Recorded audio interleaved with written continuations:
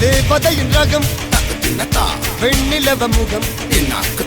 மூடியது ஏனோ கார்மேகம்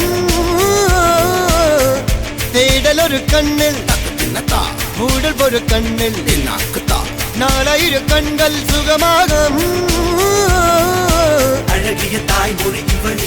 இவள் சிரிக்கையில் இரவுகள் பகல் அழ இவளுக்கு இவளே நகல் அழகிய மெழுகென உடல் உன் விழியில் என கரிகடல் அதை துடைப்பது இவனது விரல்